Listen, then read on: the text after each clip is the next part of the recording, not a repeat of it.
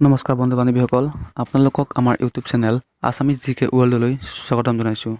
বন্ধু বান্ধৱীসকল, আজি মই এই ভিডিঅ'টোত অসম পুলিচৰ যি ছেকেণ্ড লিষ্ট মাৰিছে, কিহৰ মাৰিছে, কিয় মাৰিছে, ইউবিৰ ছেকেণ্ড লিষ্ট আহিব নেকি, আজিৰ ভিডিঅ'টোত সবিশেষ জনাম। গতিকে আপোনালোকে ভিডিঅ'টো অলপো স্কিপ নকৰি প্ৰথমৰ পৰা শেষলৈকে চাই থাকিব।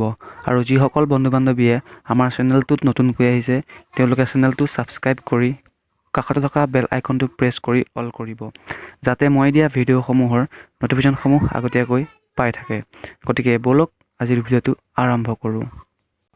চাওক, আপোনালোকে যদি অসম পুলিচৰ অফিচিয়েল ৱেবছাইট SLPRB গুগলত চাৰ্চ কৰে, তেতিয়াহ'লে চাব পাৰিব যে কি আপডেট আহিছে।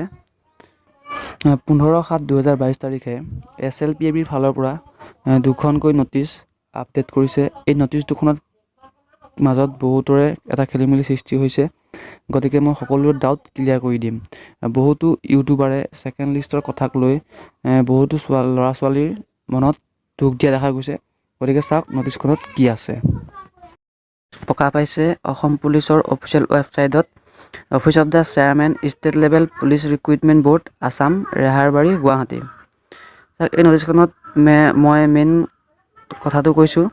চাওক, যিহেতু অসম পুলিচৰ ABSI আৰু UBSI দুটা বিভাগত পদ ওলাইছিলে। চাওক, তাৰে ABৰ যি ফিজিকেল আছিলে, সেই ফিজিকেলসমূহ অনুষ্ঠিত হৈ গৈছে। তেওঁলোকৰ 21 জুলাইৰ পৰা 22 জুলাই এই দুদিনত তেওঁলোকৰ অৰেল ভাইভা অনুষ্ঠিত হ'ব।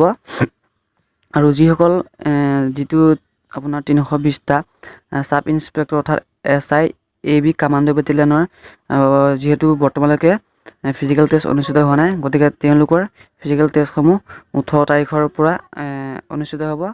তেওঁলোকে নিজৰ এডমিটসমূহ অসম পুলিচৰ অফিচিয়েল ৱেবছাইট SLPRB, এটা চাওক ৱেবছাইটটো দি দিছে www.slprbassam.in।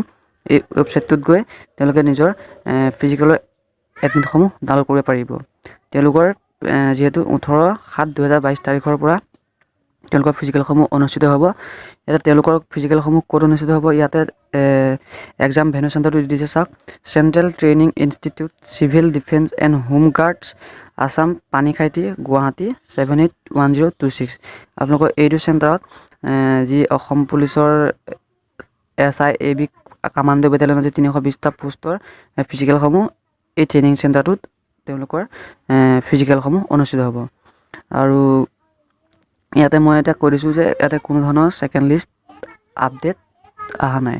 আৰু যিসকলে ভাবি আছে যে অসম পুলিচৰ ABUB ছেকেণ্ড লিষ্ট আহিব, এইটো আপোনালোকে মনৰ পৰা আঁতৰাই দিয়ক, কিয়নো অসম পুলিচৰ ফালৰ পৰা কোনো ধৰণৰ তেনেকুৱা ABUB ছেকেণ্ড লিষ্ট অহাৰ চান্স নাই, আৰু কামাণ্ডো একো ছেকেণ্ড লিষ্ট অহাৰ চান্স নাই। গতিকে এইখন নটিচ হৈছে অসম পুলিচৰ যি SI AB কামাণ্ডো বেটেলিয়নৰ সেইখনৰহে নটিচ হয়। গতিকে আপোনালোকে নিজকে এনেকুৱা কৰি নেপেলাব যে ছেকেণ্ড লিষ্ট আহিব নেকি, ছেকেণ্ড লিষ্টৰ আশাত ৰৈ থাকিলে নহ'ব।